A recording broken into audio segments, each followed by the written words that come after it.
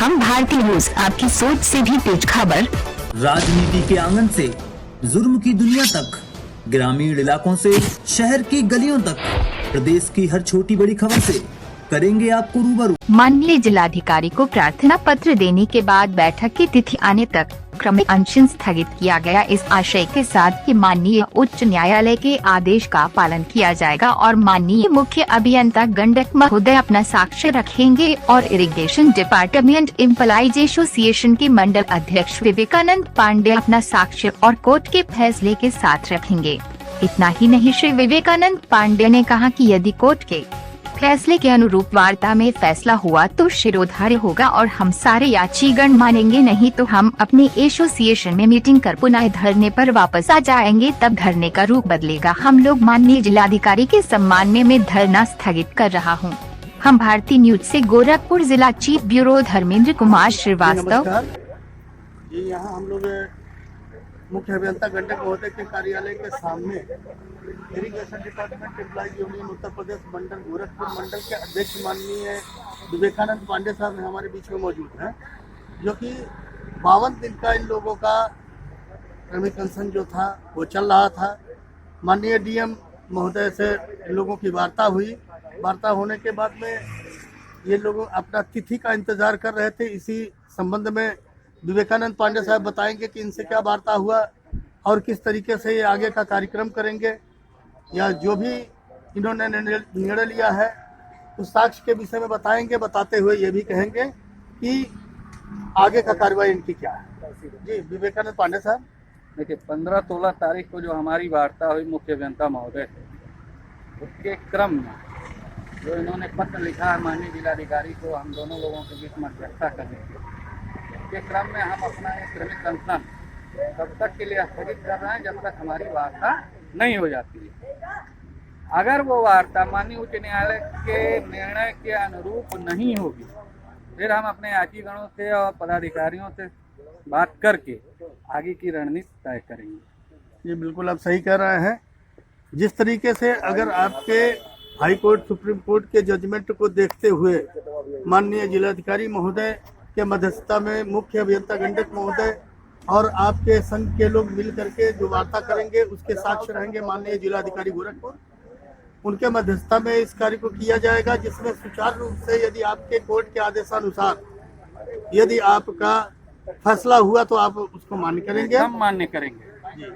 और अगर उस आदेश के तहत शासनादेश और माननीय उच्च न्यायालय के आदेशों के अनुरूप फैसला नहीं होता है, हालांकि हमको उम्मीद नहीं है, क्योंकि इसीलिए किसी जज को बैठाया जाता है, न्यायाधीश को।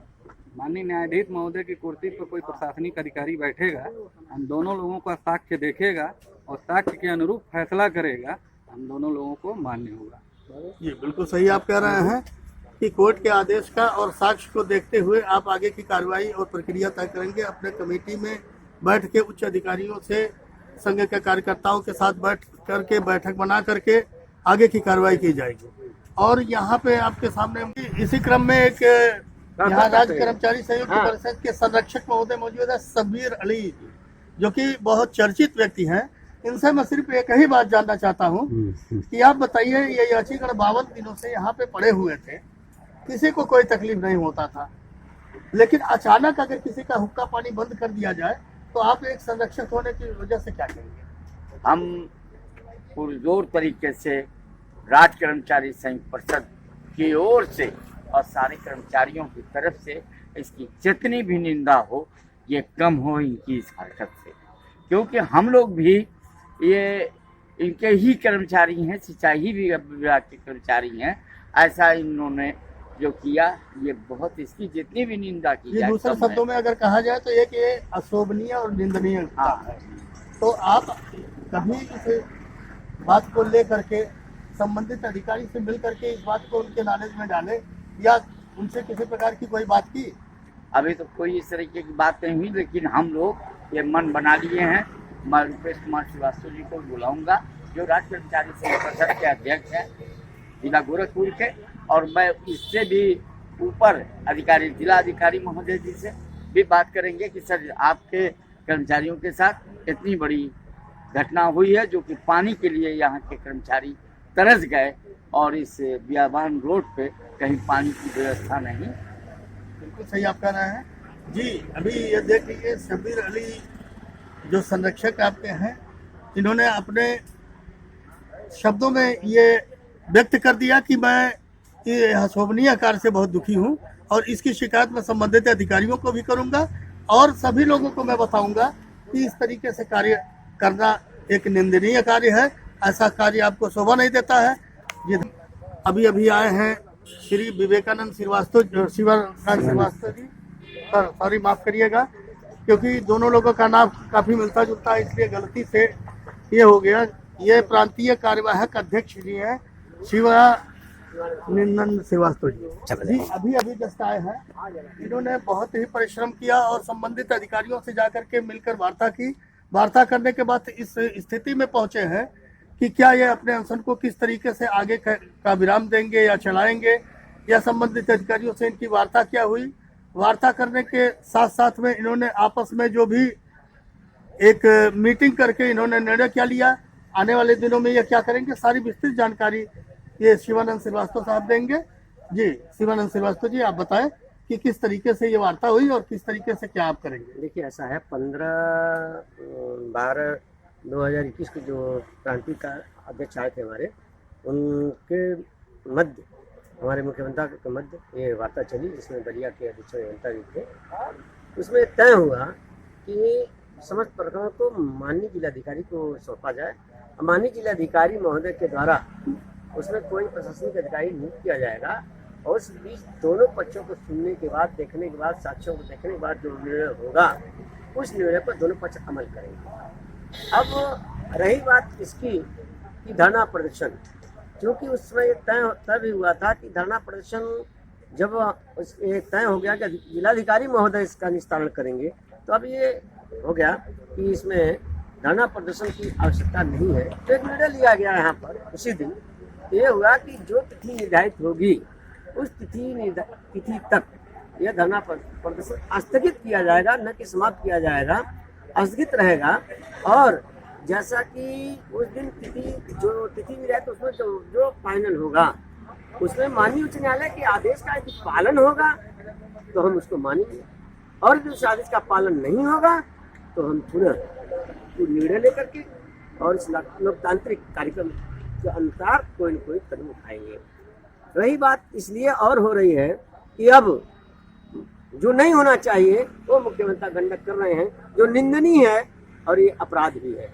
मैं मुख्यमंत्री गंडक को चेतावनी देते हुए कहना चाहता हूँ, किसी का पानी बंद करना इनके अधिकार क्षेत्र में नहीं है, लाइट बंद कर देना किसी के अधिकार क्षेत्र में नहीं है। इनके एक बहुत बड़े चहेते यहाँ प्रशासनिक अधिकारी बने हुए हैं, मिस्टर मृणाल जायसवाल जी। आज सुबह उन्हीं को मंगवा लीजिए, अंदर से आपको पानी यहाँ से नहीं मिल सकता। हमने कहा क्यों लाइट काटे, कल लाइट कटेगी, आप बुला करके अलग से जुड़वा लीजिए।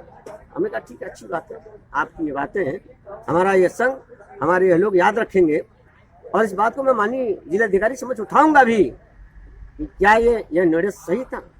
यह गंदा हरकत इनके द्वारा किया गया, और मान लिए इतने जो धरनारत यात्रीगण या अन्य किसी ने इसमें कोई प्रतिरोध कर दिया होता तो एक संभावना बढ़ जाती थी, यहाँ कोई आक्रामक रुख हो जाता, तब फिर क्या होता। जी बिल्कुल आप सही कह रहे हैं। जिस तरीके से लोग प्यासे को पानी पिलाते हैं, ये बहुत शर्मनाक बात है कि आपके मुख्य अभियंता गंडक महोदय के अधीनस्थ कार्यकर्ता जो एक प्रशासनिक अधिकारी हैं, प्रशासनिक अधिकारी को यह शोभा नहीं देता है कि पानी बंद कर दिया जाए। फिर भी अगर उनको समझ यही है कि पानी बंद करने से आप लोग अपने अनशन को तोड़ देंगे या छोड़ देंगे, ऐसा कुछ दिखाई नहीं देता है। लेकिन आप लोगों ने जिस तरीके से यह निर्णय लिया कि जब तक तिथि का निर्धारण नहीं हो जाता है, चाहे वो 2 दिन का समय लगे या 4 दिन का समय लगे, तब तक के लिए यह धरना को स्थगित कर दिया जा रहा है। और जब तिथि पे वार्ता होगी उस समय अगर हमारे कोर्ट के द्वारा जो भी निर्णय दिया गया है, जो भी फैसला दिया गया है, उस फैसला के यदि अनुरूप कार्य होगा तो आप उसको मानेंगे, अन्यत्र आपस में आप अपने कमेटी में एक मीटिंग करेंगे। मीटिंग करने के बाद में फिर आगे की क्या रुख होगी। इसके साथ साथ में शिवानंद श्रीवास्तव जी से एक चीज़ मैं और भी पूछना चाहूँगा कि जब आपका पानी और बिजली बंद कर दिया गया तो आपने प्रशासनिक महोदय से संपर्क किए?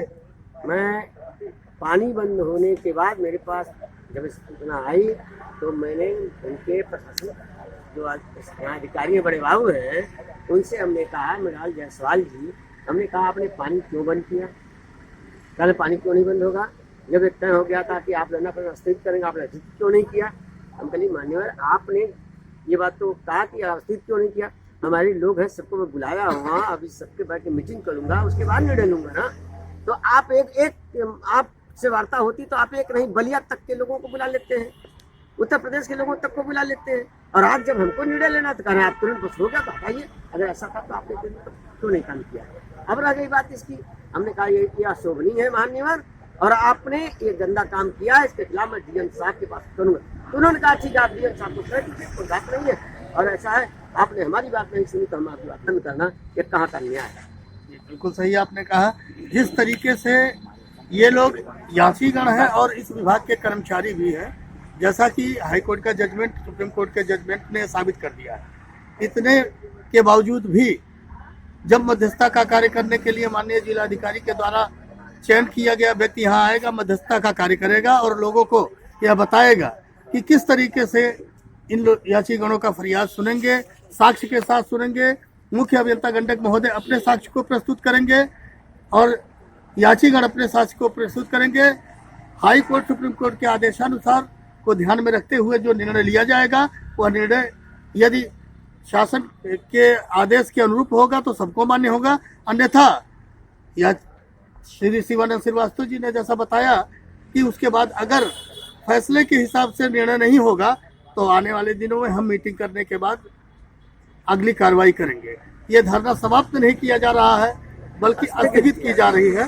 जी धन्यवाद शिवानंद श्रीवास्तव साहब। मैं धर्मेंद्र कुमार श्रीवास्तव, हम भारतीय न्यूज चैनल के से चीफ ब्यूरो गोरखपुर।